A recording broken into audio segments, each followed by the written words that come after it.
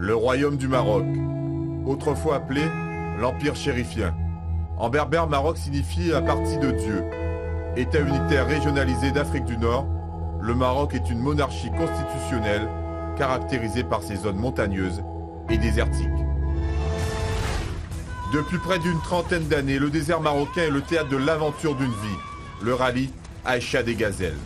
Le courage, le dépassement de soi, la loyauté, l'entraide, l'engagement et la solidarité, des valeurs essentielles pour intégrer la famille des Gazelles. Novembre 2017, ce convoi est en direction de la province de Zagora, lieu de départ de la formation des nouveaux équipages pour l'édition 2018. Il est à peine 7 heures à la Casbah du Pacha.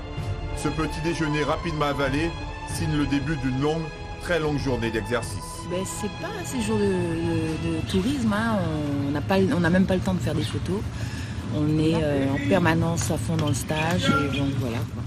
C'est l'heure, faut y aller. Vincent nous a appelés. Allez.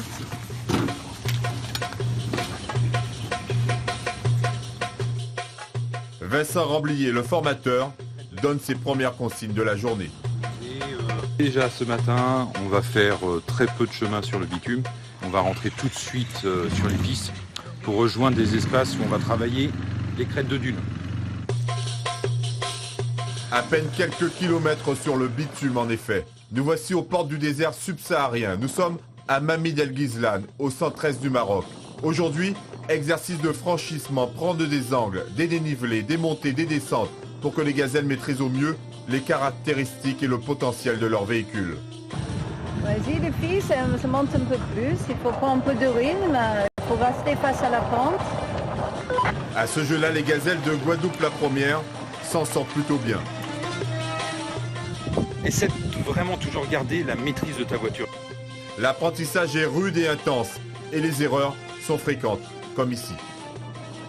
La roue n'est plus plaquée au sol suffisamment pour que la motricité s'effectue correctement. Effet différentiel, croisement de pont, c'est mort.